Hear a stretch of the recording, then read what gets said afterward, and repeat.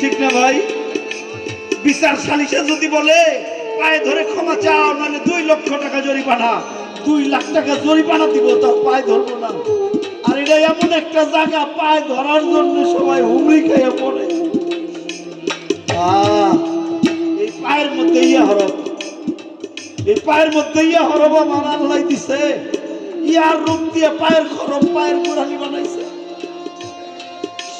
আমার আল্লাহ কইলো যারা পায়ে ধরে তারাই কিছু পায়। যদি কিছু পেতে চাও আগে যাও পায়ের কাছে। ইয়ার গঠন ইয়াতে ইয়াদ করি আল্লাহর সাথে হৃদয় মিশাইয়া, এরপরেই তুই কিছু পাবি।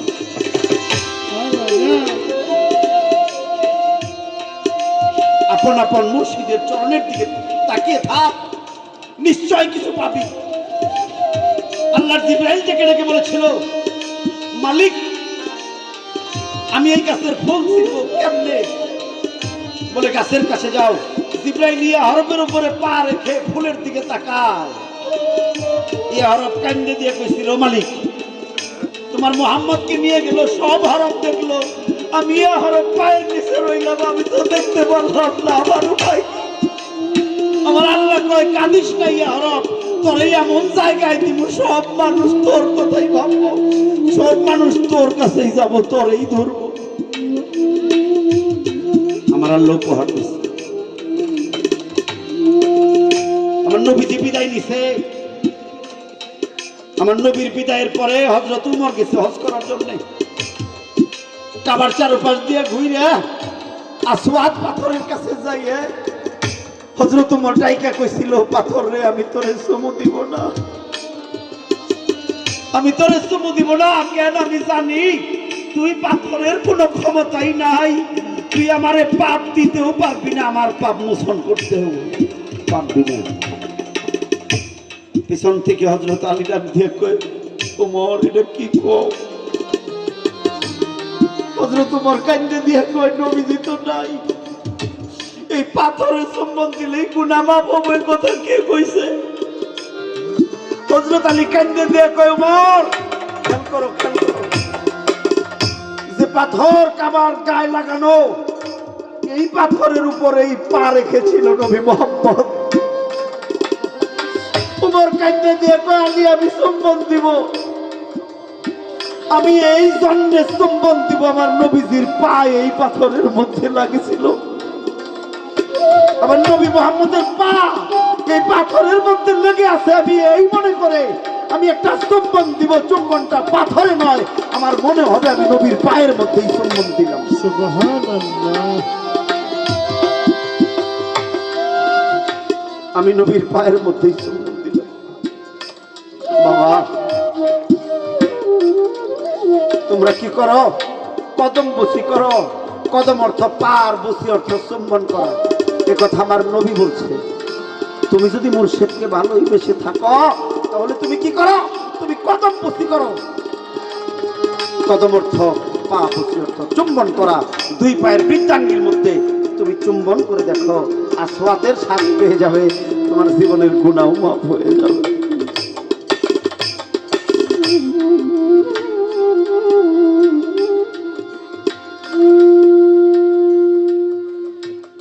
নাম নিলে হয় দেহ শুদ্ধ, আনন্দে প্রাণ ঢেউ খেলায়।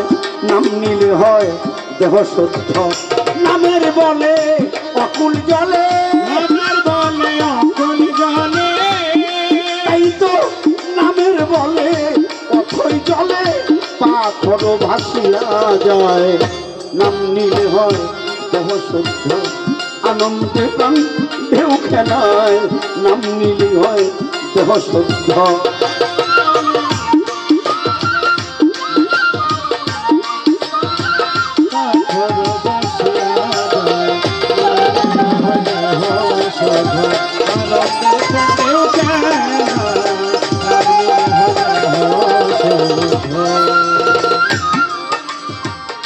নাম ধরিয়া ডাকবি জনি,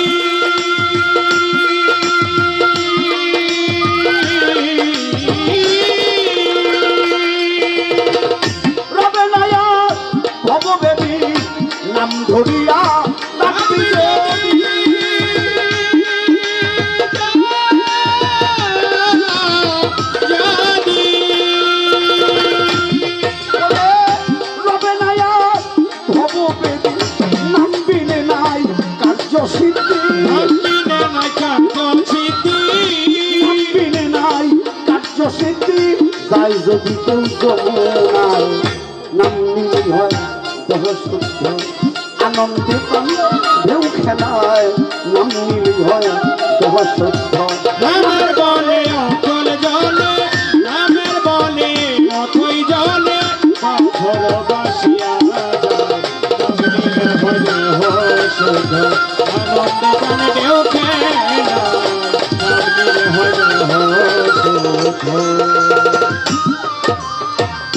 প্রাণ করিলে নামের সুধা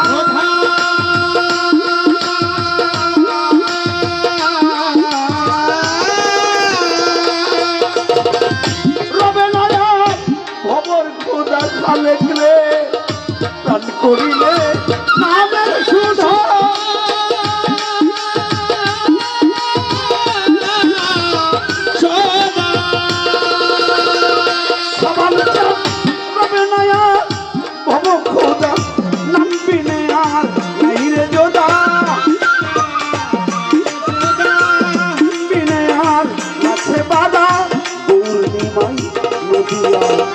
নাম নিলে হয় দেহ শুদ্ধ আনন্দে প্রাণ ঢেউ খেলায় নাম নিলে হয় দেহ শুদ্ধ নামের বলে অথই জলে নামের বলে অথই জলে পাথর বাসিয়া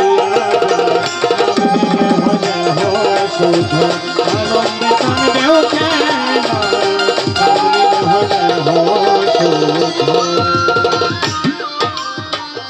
হনুমান হয় হরে ভক্ত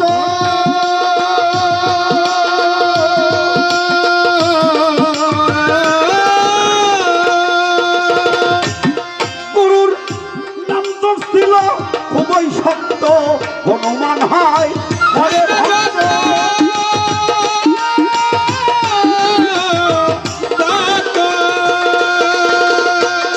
গুরুর নাম তো ছিল খুবই সত্য রাম নামে তার বুকের রক্ত রাম নামে তার বুকের রক্ত রাম নামে তার বুকের রক্ত সীতাকে কাটায় নাম নিলে হয় দেহ শুদ্ধ আনন্দে প্রাণ ঢেউ খেলায় নাম নিলে হয় দেহ শুদ্ধ নামের বলে অথই জলে নামের বলে অথই জলে পাথর বাসিয়া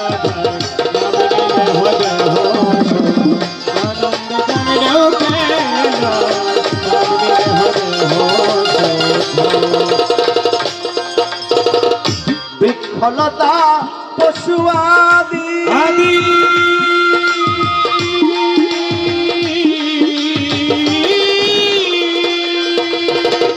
নাম নিতে কেউ নাই রে বাকি বিফলতা পশু আদি